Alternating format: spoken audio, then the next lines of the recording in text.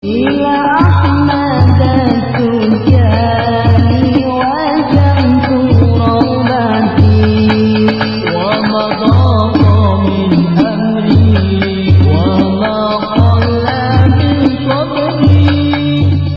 Ada satu sholawat yang kalau berkenan para hadirin saya mau ijazahkan, silahkan amalkan sholawat ini dengan istiqomah. Kemudian kalau mampu 1000 tiap hari, kalau mampu. Dan orang-orang yang mengamalkan sholawat ini dengan jumlah tersebut dan setiap hari berusaha menghilangkan buruk sangka dengan makhluk Allah. Ini yang berat. Kalau baca sholawatnya bisa Pak, menghilangkan kotoran hati buruk sangka dengan makhluk ini yang repot.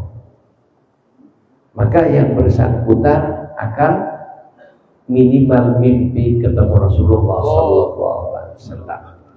Ya. Tanda-tandanya Pak, ya. Ini makanya kalau sudah ngamalin nanti yang pertama tanda-tandanya nanti banyak musibahnya Pak. Mau Pak gimana? Jadi orang yang diundi dulu banyak musibahnya. Salah satu musibahnya yang terberat dikucilkan orang. Kenapa kok seperti itu? Orang ini kalau masih dihormati sama orang, masih diingat sama orang, itu masih ada takabur di hatinya sekecil apapun ada. Atau ada harapan kepada selain Allah. Udah biarin orang-orang tak mau sama saya. Atau masih ada sekian orang mau sama saya. Nanti dia habisin semua. Salah satunya ya, kalau menemui, tapi tidak selalu ya. Salah satu bentuk ujiannya. Pertama, nanti ada kerinduan. Kalau sudah demikian, kata Habib Ja'far guru saya, kalau sudah begitu, Nabi sudah kasih surat undangan untuk ketemu dengan beliau. Maka perbanyak sholawatnya, perbanyak kehati-hatiannya, perbanyak mahabbah kepada umat Kanjeng Nabi, terutama dengan keturunannya. Dan kita tidak usah apa, jangan-jangan benar-benar jangan, tidak usah. Intinya kita mahabbah dengan umat Islam karena kita memandang umat Islam adalah umatnya Rasulullah.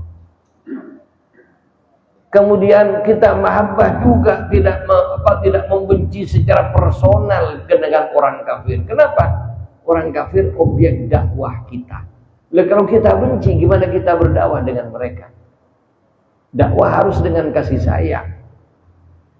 Maka pandanglah orang-orang yang masih kafir tersebut sebagai makhluk Allah yang dijadikan tim penguji kepada kita. Kita diuji dengan mereka. Lalu bagaimana mereka memerangi kita? Kita harus melawan kalau diperangi. Bukan diberikan, ditampar kanan, diberikan yang kiri, bukan kayak gitu Pak. Tetap dilawan dan melawan karena Allah, ini adalah kelulusan dalam ujian. Tapi melawan karena kebencian berarti yang berperang personalnya dengan personal. Tapi ketika kita melawan karena Allah, jihad fi sabilillah. Ya karena dulu sejak zaman Nabi ada orang ikut jihad bareng Nabi, tapi tidak karena Allah, tidak karena Rasulullah. Apa? Ya, ketika mau berangkat perang tetangganya kalau ada yang tidak berangkat dicibir-cibir. Nah, karena tersinggung berangkatlah dia. Jadi ada yang seperti itu. Tapi yang benar-benar berangkat dengan penuh kesadaran jihad fi sabilillah, nah inilah yang diterima oleh Allah Subhanahu wa taala. Jadi para hadirin rahimakumullah, di antaranya juga mari saya talkinkan nanti biar Ustaz San tadi malam datangnya sampai malam karena ada tamu dari Maroko Ustaz tadi malam sehingga sampai jam 11 baru nyampe ke Payan. Mau saya kopi tidak sempat. Ya nanti biar Ustaz Ammar nanti yang memberikan kepada para hadirin yang mau. Mari saya talkinkan Bismillahirrahmanirrahim bersama Allahumma salli ala sayyidina Muhammadin al-Fatih lima ughliqa wal khatim lima sabaqa nasiril haqqi bil haqq wal hadi ila siratikal mustaqim wa ala alihi haqqa qadrihi wa miqdarihil azim. Jadi silahkan amalkan salawat ini untuk memenuhi pesan Nabi. Ya. Nabi berpesan dengan salah satu cucu beliau yang yakbah dengan Nabi dan menerima salawat ini langsung dari Nabi. Karena salawat ini ada 3 macam redaksi para hadirin. Ada yang memfitnah baru sekarang ini ada salawat ini. Salawat ini sudah ada sejak zaman Nabi masih hidup. Orang yang dapat pertama dari Nabi Sayyidina Ali karamallahu wajhah. Redaksinya ada sedikit perbedaan.